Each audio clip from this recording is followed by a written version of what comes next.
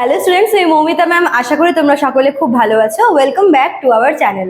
Students, আজকে আমি তোমাদের থার্ড সেমিস্টার মেজর পলিটিক্যাল সায়েন্সের পেপার 4 এর একটি ইম্পর্টেন্ট 3 মার্কসের টিকা নিয়ে আলোচনা করব, যেটা হচ্ছে উপনিবেশবাদ বা যেটাকে বলা হয় কলোনিয়ালিজম। ঠিক আছে, তো এটা তোমাদের মেনলি 3 মার্কসের যেটা তোমাদের টিকা হিসেবে আসবে। তো খুবই ছোট একটা টপিক এটা, এবং আমিও খুব সংক্ষিপ্ত করে তোমাদের আলোচনা করব এই টপিকটা। তো শুরু করার আগে বলে রাখি যে যারা এখনো আমাদের সাথে অনলাইনে যুক্ত হওনি বা যারা যুক্ত হতে চাইছো, তারা আমাদের অফিসিয়াল নাম্বারে যোগাযোগ করতে পারো। আমাদের অফিসিয়াল নাম্বার দুটো আছে, দেখো, একটা হচ্ছে 6295916282, আর একটা হচ্ছে 7076398606।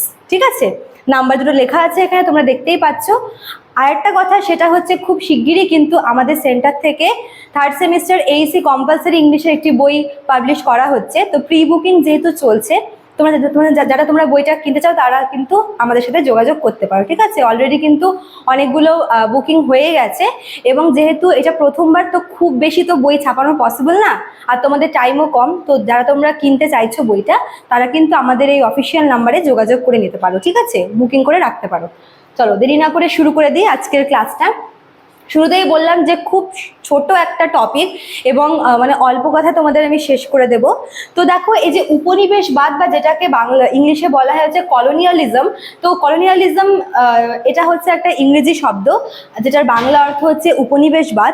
তো এটার যে সোর্সটা, ঠিক আছে, মানে এই শব্দটার যে অরিজিনটা, উৎস, সেটা হচ্ছে ল্যাটিন ওয়ার্ড, যার নাম হচ্ছে কলোনিয়া। ঠিক আছে, মানে কলোনিয়ালিজম এই ওয়ার্ডটা এসেছে ল্যাটিন ওয়ার্ড কলোনিয়া থেকে, যার বাংলা মানে হচ্ছে কোথায় গেল, হ্যাঁ, সম্পত্তি বা এস্টেট। ঠিক আছে, কলোনিয়া হচ্ছে একটি ল্যাটিন শব্দ, এবং এর বাংলা অর্থ হচ্ছে সম্পত্তি বা এস্টেট, এবং এই কলোনিয়া অর্থ থেকেই কিন্তু উপনিবেশবাদের যে ইংরেজি ওয়ার্ডটা মানে কলোনিয়ালিজম, এটা নেওয়া হয়েছে।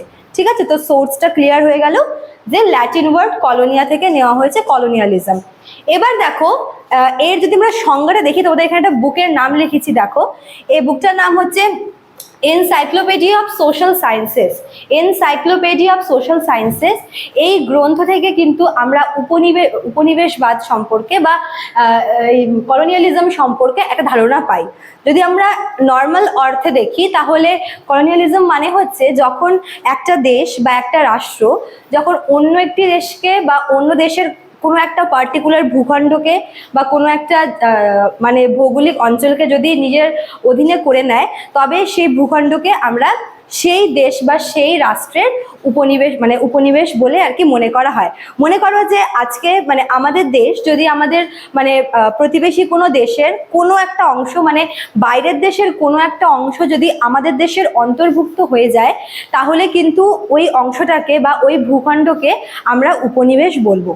ঠিক আছে, এটা হচ্ছে সাধারণ অর্থে উপনিবেশ। এবার এই যে বইটার নাম লিখেছি এনসাইক্লোপিডিয়া অফ সোশ্যাল সায়েন্স, এখানে বলা আছে যে সেম কথাটাকে একটু ঘুরিয়ে বলেছে। এখানে বলেছে যে উপনিবেশ হচ্ছে যে অন্য কোনো রাষ্ট্রের ওপর, অন্য কোনো রাষ্ট্র বা অন্য কোনো রাষ্ট্রের ভূখণ্ডের ওপর নিজের ক্ষমতা, নিজের কর্তৃত্ব কায়েম করা। ঠিক আছে, একই ব্যাপার দাঁড়ালো।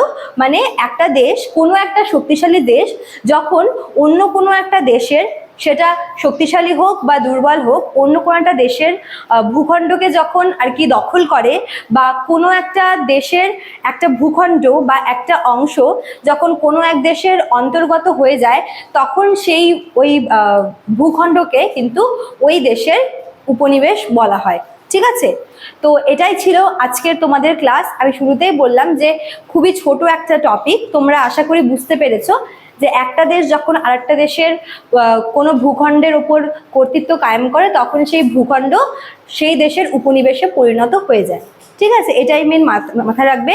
এই বইটার নাম মাথায় রাখবে এনসাইক্লোপিডিয়া অফ সোশ্যাল সায়েন্স, এবং এই যে ওয়ার্ডটা কলোনিয়া, যেটা থেকে এই কলোনিয়ালিজম বা উপনিবেশ কথাটা এসেছে, এটা একটু মনে রাখতে হবে। ঠিক আছে, তো আজকের ক্লাসটা এতটুকুই থাকলো। দেখা হচ্ছে নেক্সট ক্লাসে নিউ ভিডিও নিয়ে। Thank you.